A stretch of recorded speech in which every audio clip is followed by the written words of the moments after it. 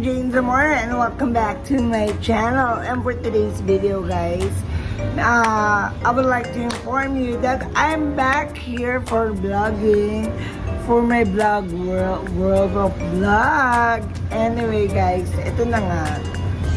Since before, after the pandemic, nandito na ako sa pangalawang tahanan ko na tinatawag, na which is kung saan ako kumukuha ng source of income, and parang pangalawang pamilya ko na rin itong mga gagawin ko. So guys, I'm gonna call this vlog A Day in Life. Yes.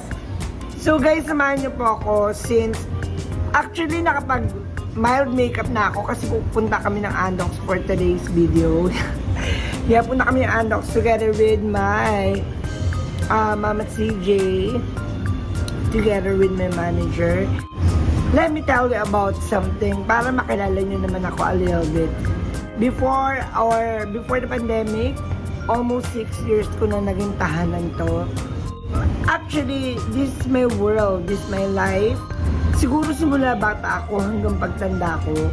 Ang makakwento ko lang sa inyo, guys. Siguro ito yung talagang inano sa akin kasi simula nung bata ako, guys. Mga lalabs.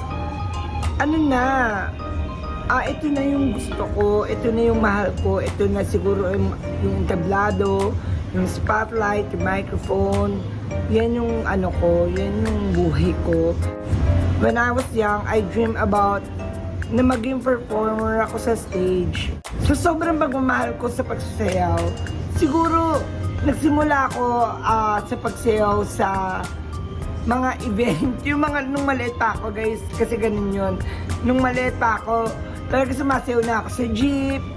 At pag pinapasayaw ako ng family ko is talagang sumasayaw talaga ako, di ba? Anyway, my mother is a performer too. She's a singer. Ayan, singer siya, guys.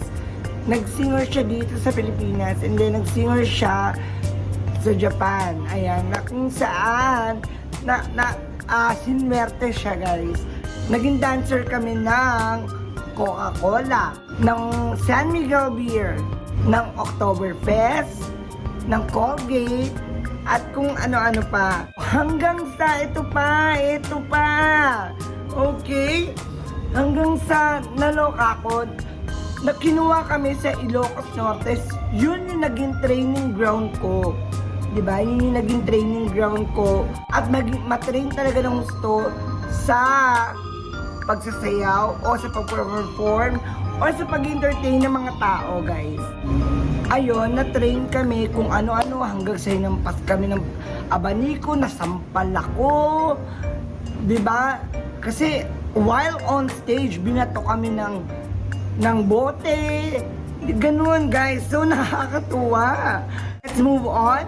So, umuwi na ako ng Manila. Siyempre, nakuha naman ako sa mga maliliit na collab. Nakakatuwa. Bilang isang comedian host and performer. So, ganun pa rin yung ginagawa ko.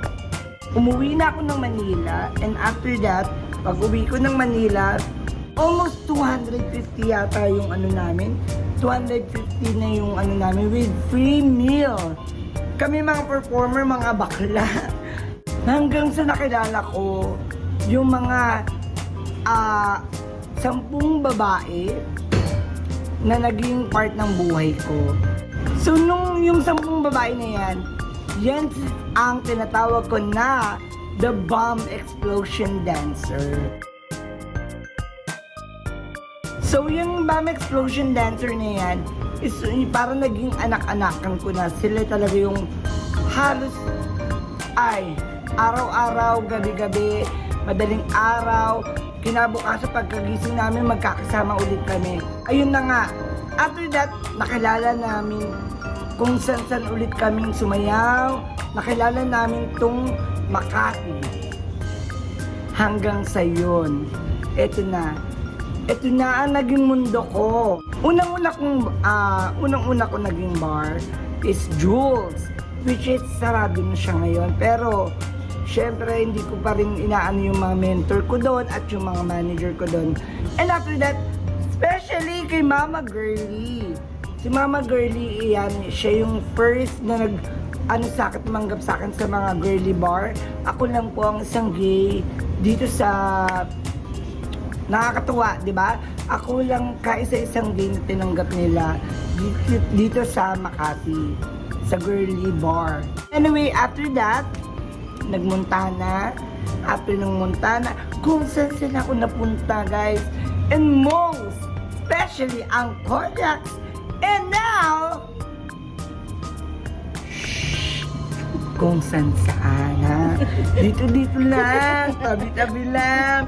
Pero masaya. Masaya ang buhay ng performer, masaya ang buhay ng pagiging entertainer. Mahal na mahal ko tong ginagawa ko, guys. Ang importante sa akin, para sa akin, guys, bilang isang performer, kahit nakakapagod, stress, pero isang palakpakan lang ng tao, ang music ang nagbibigay sa akin ng buhay. Ang microphone na hawak ko, medyo naiiyak ako. Ang spotlight, init ng spotlight na hinahanap ko nung pandemic.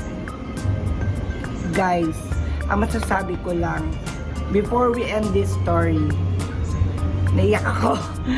Before we end this story is, siguro ang masabi ko lang is, ang buhay performer or entertainer ay hindi madali. Pero guys, ito ang mundo ko. This is my life. Once again, this is Jane Zamora. And thank you. And now, siguro, samahan nyo muna ako kasi nagugutom na ako. That's my story, guys. Thank you. Sana don't forget to subscribe, like, and share, and hit the notification bell for another new videos to come. Okay? Anyway, hindi pa tapos. Kakain muna tayo together with my manager, okay? Let's do this! Okay guys, now nandito na tayo ngayon sa Andox. Kakain muna kami before kami mag-start mag-work. So, I would like you to meet my manager. Yes. Best of my manager. So, ang in-order namin is barbecue liempo ng Andox. Ito matakaw to eh. Diba? Takaw. Ay mo to. Kain na siya. Una tayo. Nag-order na ako. Ganun din. Barbecue, liempo, then Pepsi. So, medyo mabubusog na ako doon. Kasi mamaya parang mahihirapan na naman kami kumain. Kasi medyo busy kami sa work. Later, mag-show kami together with my group. Ayan. Kanta, sayawan, at makapag-entertain ng mga customer, okay? And of course, syempre, sa lahat ng mga audience last night, thank you so much. Share ng blessing. Ayan, gano'n.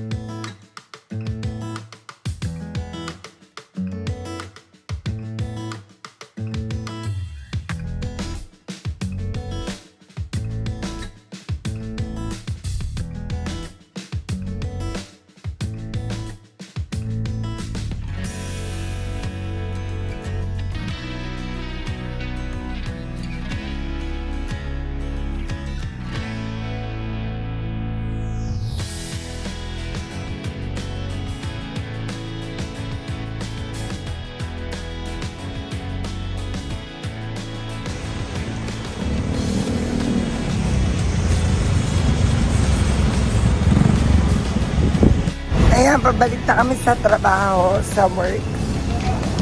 So, ayun. Let's go. Good luck sa amin mamaya. See ya! See you later, okay?